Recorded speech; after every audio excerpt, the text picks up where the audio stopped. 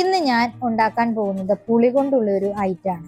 എൻ്റെ ദുർഗാസിന്റെ ഫേവറേറ്റ് ഐറ്റാണ് ഇത്. പറയുമ്പോൾ തന്നെ ഇവിടെ ദുർഗാസിന്റെ വായിൽ നിന്ന് വെള്ളം വരിക. അപ്പൊ ഞാൻ ഓർത്ത് ഇന്ന് എൻ്റെ ദുർഗാസിന് വേണ്ടിയിട്ട് അതൊന്ന് ഉണ്ടാക്കി കൊടുത്താലോ എന്ന് ഓർത്ത് ഞാൻ ഇന്ന് ഇവിടെ ഉണ്ടാക്കുകയാണ്.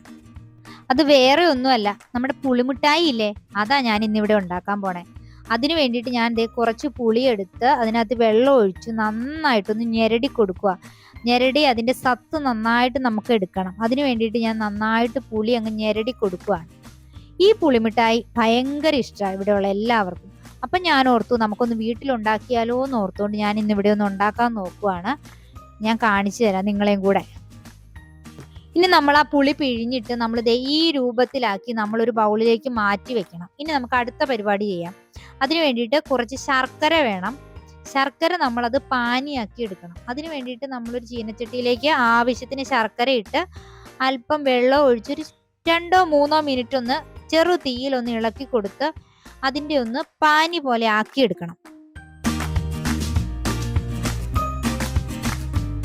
പിന്നെ നമ്മൾ അതിനായിട്ട് പുളിവെള്ളം നമുക്ക് നന്നായിട്ടൊന്ന് കുറുക്കിയെടുക്കണം.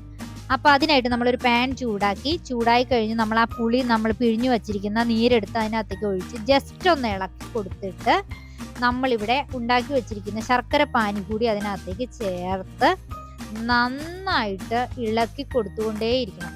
അത് നന്നായിട്ട് ഇളക്കണം. കാരണം നന്നായിട്ട് അത് കുറുകി വരണേടം വരെ നമ്മൾ അത് ഇളക്കി കൊടുക്കണം. ഇനി ഇത് ഒഴിച്ചു കഴിഞ്ഞിട്ട് ഇളക്കണ കാര്യമാണ്. അത് ഒരുപാട് നേരം ഇളക്കിയാലാണ് അത് നന്നായിട്ടൊന്ന് കുറുകി വരുള്ളൂ. അപ്പൊ നമ്മളത് നന്നായിട്ട് ഇളക്കി ഇപ്പൊ അതേ വെള്ളത്തിന്റെ രൂപത്തിലായിരിക്കണം. നമ്മൾ അതിനെ കുറുക്കി നമ്മൾ വറ്റിക്കണം. ആ വെള്ളം വറ്റിച്ചാലാണ് നമുക്ക് ഈ മിഠായി ഉണ്ടാക്കുന്ന രൂപത്തിലേക്ക് ആകുള്ളൂ. അപ്പൊ അതിന് നമ്മൾ നന്നായിട്ട് കുറേ നേരം ചെറിയ തീയിൽ നന്നായിട്ട് ഇളക്കി കൊടുക്കണം.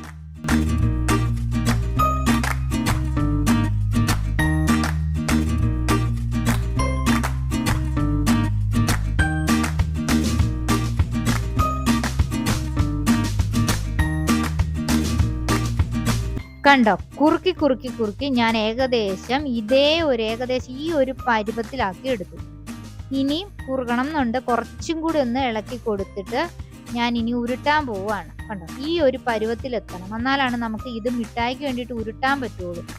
ഇനി നമ്മൾ ചൂടൊന്ന് ആറണേടം വരെ ഒന്ന് വെയിറ്റ് ചെയ്യണം. എന്നിട്ട് നമ്മൾ ഉരുട്ടി കൊടുക്കണം. ഇനി നമ്മൾ ഓരോന്ന് ചെറിയ ബോൾസ് ആയിട്ട് ഉരുട്ടിയിട്ട് നമ്മളൊരു വേറൊരു പാത്രത്തിൽ അവിടെ പഞ്ചസാര വെച്ചിട്ടുണ്ട്. ആ പഞ്ചസാരയിലേക്ക് അതൊന്ന് പയ്യെ ഒന്ന് തടവി എടുത്തു കഴിഞ്ഞാൽ നമ്മുടെ കടയിൽ നിന്ന് കിട്ടുന്ന പുളിമിഠായി ഇവിടെ റെഡി ആയി കഴിഞ്ഞു. അപ്പം ഞാനിതൊന്ന് പയ്യെ ഒന്ന് പഞ്ചസാരയിൽ ഒന്ന് ഉരുട്ടിയെടുത്തു. അപ്പം നോക്കിക്കേ, നമ്മുടെ കടയിൽ നിന്ന് കിട്ടുന്ന അതേ രൂപത്തിലുള്ള പുളിമിഠായി ഇവിടെ റെഡി ആയി കഴിഞ്ഞു. സൂപ്പർ ആയിട്ടുള്ള പുളിമിഠായി. ശരിക്കും ഇത് നമ്മുടെ കടയിൽ നിന്ന് വാങ്ങുന്ന അതേ പുളിമിഠായിയുടെ ടേസ്റ്റ് തന്നെയാട്ടോ. എല്ലാവരും ഒന്ന് ട്രൈ ചെയ്ത് നോക്കണം. എനിക്ക് ഇഷ്ടപ്പെട്ടു. നിങ്ങളൊന്ന് ഉണ്ടാക്കി നോക്കണേ.